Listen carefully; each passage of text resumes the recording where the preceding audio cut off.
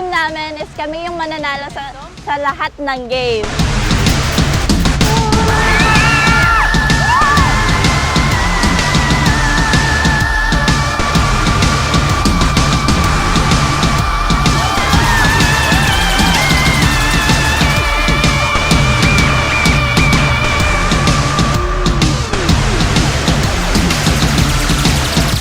Summer Circle Team Building Sweet Game Edition. Get ready for play! Let the game begin!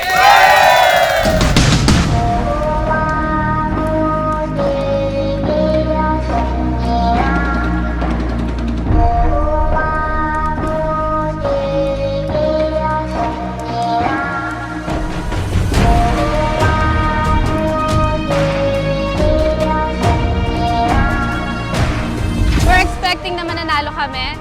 And sabi ko sa team ko, just take it slowly but surely.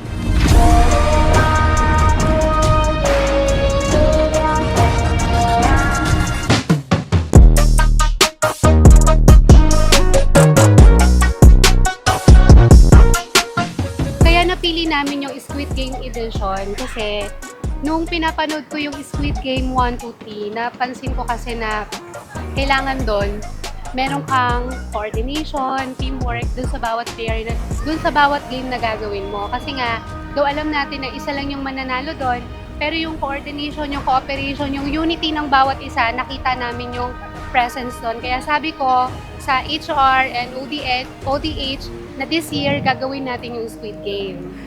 Expectation siguro, mag-enjoy tayo sa mga games na nilagay natin. So as much as possible, ginaya natin yung mga laro din sa Squid Game. So as you can see, we have meron din tayong mga uniforms na ginamit.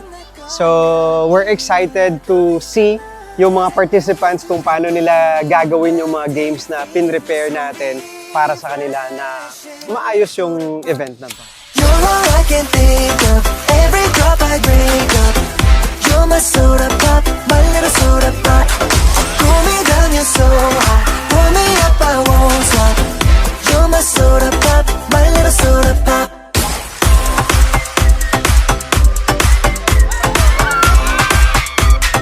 My little soda pop. Make me wanna flip the top. I'ma come make you hit the spot. Every little drip, the drop, fizz and pop. So I'm told that it's getting hot. Just stop sipping when it's dripping out. It's done, I need a second round and pour a lot of. Sa abot sa natutunan ko naman, syempre communication talaga. And yung strength ng bawat isa kailangan alam din natin at yung kahinaan din ng bawat isa. Yung consideration din, isa din yun kasi we consider each other's feelings. Nung nakita namin na medyo nahihirapan na yung ibang team namin, syempre nag-exert din kami ng effort to help them. So, talagang masasabi ko na ginawa namin yung best namin. Magandang umaga, kaibigan.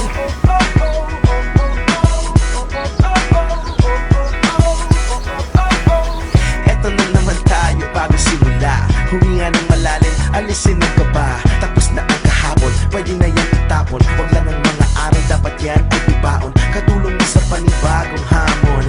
May paparating na bagong alon. Pwede kang lamunin o pwede mong sabayan. Yung aral na kahapon, pwede kanyang gabayan. Kung ako sa'yo, Whether you're boss or hindi ka boss o installer, lahat tayo pantay-pantay.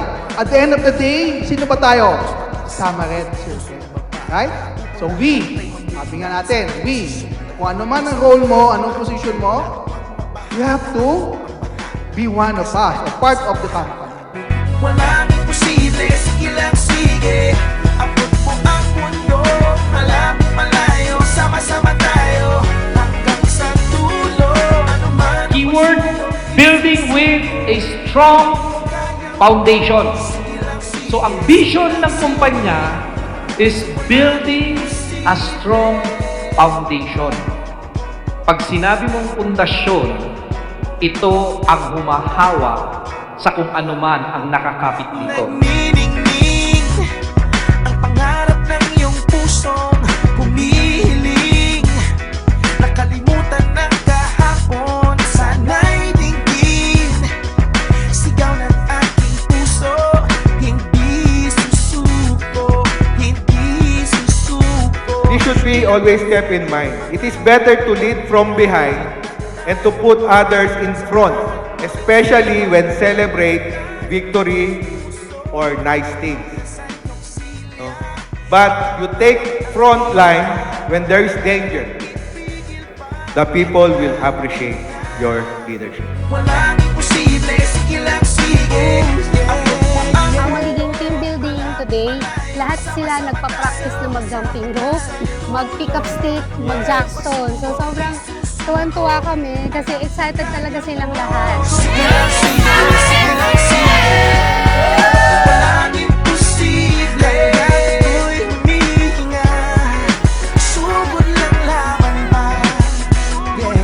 Thank you sa Summer Red Circle na nag-enjoy ako dito. And hindi lang ako, nag-enjoy kaming lahat. Thank you Ma'am JD tsaka Sir Mark. Thank you, salamat.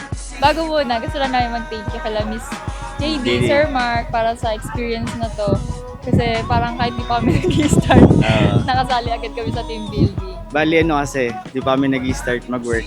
Since nag-OJT kami dito, tas feel welcome talaga kami sa kahit anong event, kahit anong ganap. Kaya sobrang sarap na experience nito. Nag-prepare naman kami, kaso lang abangan nyo na lang kung paano yung mga gagawing techniques ng aking mga kagrupo.